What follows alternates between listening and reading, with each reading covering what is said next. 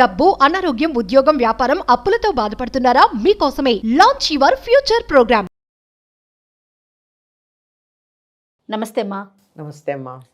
అమ్మ, భగవంతుణ్ణి పూజించేటప్పుడు ప్రతిరోజు కొత్త పూలతో పూజ చేయాలా? ఇప్పుడు నిన్నటి పూలు పెడతాం మనం, అవి ప్రతిరోజు మార్చేసి నెక్స్ట్ డే మార్చాలమ్మా, మార్చేసే చేసుకోవాలి. తర్వాత ఈ పూల విషయంలో ప్రత్యేకించి ఇలాంటి పువ్వులతోనే పూజ చేయాలి, అలాంటి నియమం ఏమన్నా ఉందమ్మా? ఉన్నాయమ్మా. ఎలాంటి పూలు? ఎలాంటివంటే వాసనైనా ఉండాలి. వాసన లేని పూలు పనికిరావు. పాలు కారే పూలు పనికిరావు. కొన్ని ముళ్ళల్లాగా ఉంటాయి, కొంచెం ఘాటైన దుర్వాసన వచ్చే ఉంటాయి, అటువంటివి పనికిరావు.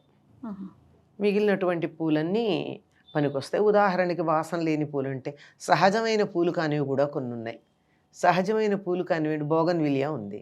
బోగన్విలియా నిజంగా పువ్వు, అది ఆ రంగురంగులన్నీ దానికి ఉండేటటువంటి ఆకర్షక పత్రాలు కావు, రక్షక పత్రాలు. అవును. ఆ రక్షక పత్రాలు రంగులో ఉంటే లోపలేమో చిన్నది ఇంత పువ్వులాగా ఉంటుంది. అంచేత అది పూజకు పనికిరాదు. పైగా వాసన కూడా ఉండదు. కనుక వాసన ఉండే పూలు, సహజంగా ఉండే పూలు, వాటిని మాత్రమే పూజకు వాడతారు. అంతేగాని పైగా పువ్వు కోస్తే పాలు వస్తాయి కదా కొన్నిటికి, అవి పనికిరావు. పలానా దేవుడికి పలానా రంగు పువ్వు అని అలా ఏమన్నా ఉంది? ఇప్పుడు అమ్మవారికి ఎరుపు రంగు అంటే ఇష్టం, అట్లా ఏమన్నా ఉంటుందమ్మా నియమం? అమ్మవారికి నిత్య పూజకి నేను అడిగేది. నిత్య పూజకు అట్లా ఏం లేదు. అమ్మవారికి తెల్ల పూలు కూడా పూజ చేయొచ్చు. ఇప్పుడు వేసవికాలం వచ్చింది, మల్లెలతో చెయ్యమా? అవును. మంచి పరిమళంగా ఉండేవి, చంపక, అశోక, పున్నాగ, సౌగంధికల సత్కజ అని అమ్మవారిని మనం ప్రార్థిస్తాం. సౌగంధికాలు, చంపకాలు, అశోకాలు, సౌగంధికాలు, ఇలా అన్ని పూలను తల్లో పెట్టుకుంది ఆవిడ. అలా తల్లో పెట్టుకున్న పూలన్నీ ఆవిడ పూజ చేయడానికి పనికొస్తాయి కదా.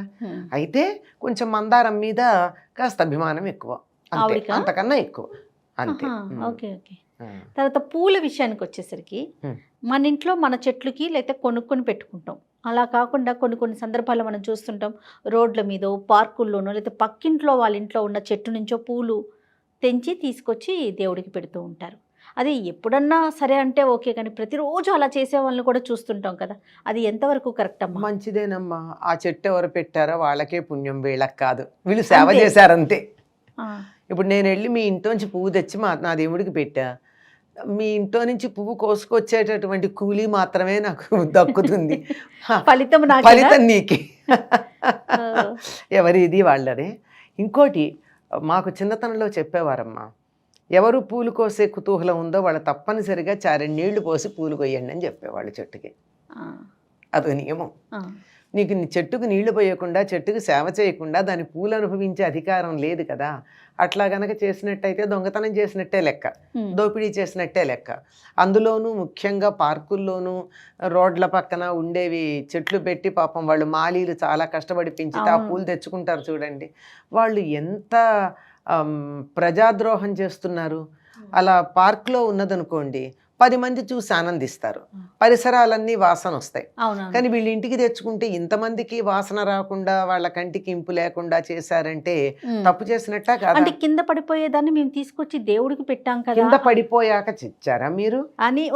కాదు, కింద పడిపోయాక తెచ్చారా? కాదు కదా. ఇవాళ పొద్దున తెచ్చి మీరు దేవుడికి పెడతాం. మార్నింగ్ వాక్ వెళ్ళేటప్పుడు జేబులో ఒక సంచి పెట్టుకెడతారమ్మా, నేను చూస్తాను, ప్లాస్టిక్ సంచి. వచ్చేప్పుడు కోసుకొస్తూ ఉంటారు. అది విచ్చకుండా తెచ్చుకుంటున్నారు. అది ఎప్పుడు పడిపోతుంది? రేపు పొద్దున కదా పడిపోయేది.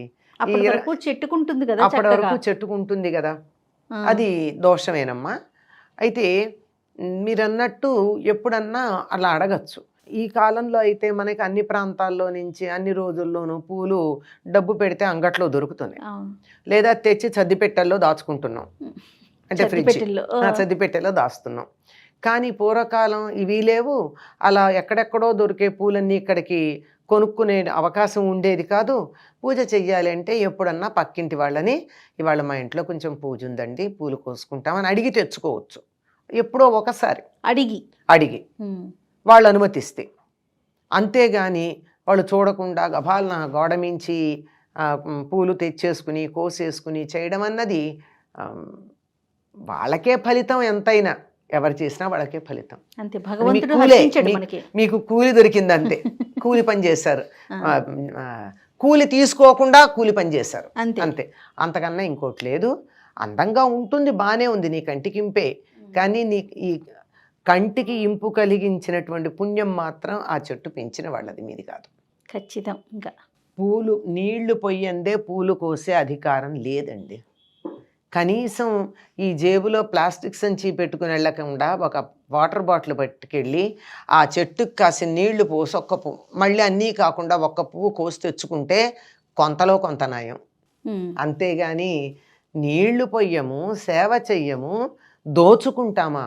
అనేక రకాల దోపిడీల్లో ఇది కూడా ఒక రకమైన దోపిడీ. వాళ్ళు తిడుతూ ఉంటారు కదా అసలు వాళ్ళు, దాని ఫలితం మన మీద ఉంటుందిగా. తప్పనిసరిగా ఉంటుందమ్మా, ఎందుకు ఉండదు? ఉసురు అంటారే, మనం ఆ ఉసురు తగులుతుంది, తప్పే అలా తీసుకురావడం. ఇప్పుడన్నా ఒక్కసారి ఇటువంటి పువ్వు నా దేవుడికి పెడితే బాగుండు, నా ఇంట్లో పెరగలేదు అని ఆ మాలిని అడిగి రేపు ఈ చెట్టు పువ్వు కోసుకెడతాను అని అన్నామనుకోండి, సంతోషంగా ఒప్పుకుంటాడు. దానివల్ల పెద్ద తప్పేం లేదు. పెద్ద మీకు పుణ్యం వస్తుంది, దేవుడు పూజ చేసిన అద్భుతమైన ఫలితం ఉంటుందని చెప్పలేకపోయినా కనీసం పాపం రాదు. కానీ చెప్పా పెట్టకుండా కోసుకొచ్చేస్తే చాలామంది ఇళ్లల్లో ప్రహరీ గోడల బయటికి చెట్టు ఉంది అంటే చాలు కోసేసుకుని వెళ్ళిపోతారు. ఇట్నుంచి వెడుతూ వస్తూ ఓ గేదో మేకో కొమ్మ విరుచుకు తింటాం ఎటువంటిదో, ఈ పూలు కోసుకున్న వాళ్ళది కూడా అట్లాంటిదేనమ్మా, అంతకన్నా ఇంకోటి కాదు. మీకు నా అవసరం అనిపిస్తే, నిజంగా మీకు లేదు అది కావాలి అనిపిస్తే ఇంటి వాళ్ళని అడగండి, వాళ్ళు ఇష్టపూర్వకంగా ఇస్తారు, చాలా సంతోషం. పూర్వకాలం మా చిన్నతనాల్లో మాకు ఇలా ఎప్పుడు పడితే అప్పుడు అన్ని రకాల పూలు అందుబాటులో ఉండేవి కాదు. ఇప్పుడంటే హైబ్రిడ్ వచ్చేసినాయి కదా. హైబ్రిడే కాదమ్మా, మల్లెపూలు ఉన్నాయి. మల్లెపూలు మన ఇళ్లల్లో అన్ని పెరగవు, తల్లో పెట్టుకునేటంత. దేవుడి పూజకు ఒకటో రెండో తప్ప. కనుక మల్లెపూల వాడు ఎప్పుడు వస్తాడా అని ఎదురు చూసేవాళ్ళం. వాడు ఒక్కొక్క రోజు ఒక్కొక్క ఊరు వెళ్ళేవాడు సైకిల్ మీద తెచ్చి. అవును, అంతే కదా. అట్లాంటిది ఏ పూలు ఉండదనుకో, పక్కింట్లో ఉంటే వాళ్ళమ్మ శనివారం మేము ఏదో పూజ చేసుకుంటున్నాం, మీ ఇంట్లో 2 పూలు తీసుకుంటామని వెళ్ళి తెచ్చుకునే పద్ధతి ఉండేది.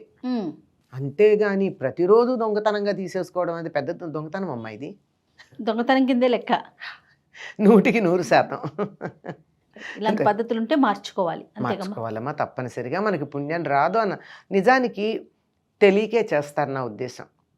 దీనివల్ల మనకి పుణ్యం రాకపోగా పాపం వస్తుంది అన్న ఆలోచన కనుకున్నట్టయితే చెయ్యరు. ఏమనుకుంటారంటే నా దేవుడికి పెట్టుకున్నాను కదా, దేవుడికే కదా పెట్టాను అదే అనుకుంటున్నారు. కానీ ఆ దేవుడికే పెట్టుకునేది నేను కాక ఇంటి యజమాని పెట్టుకుంటాడు కదా, అతనికి అవకాశం లేకుండా చేశాం కదా, ఈ ఆలోచన ఉండదు. కొంచెం ఇది ఆలోచన చేయాల్సినటువంటి పని ఉంది. తప్పకుండా. నమస్తే. నమస్తే అమ్మా.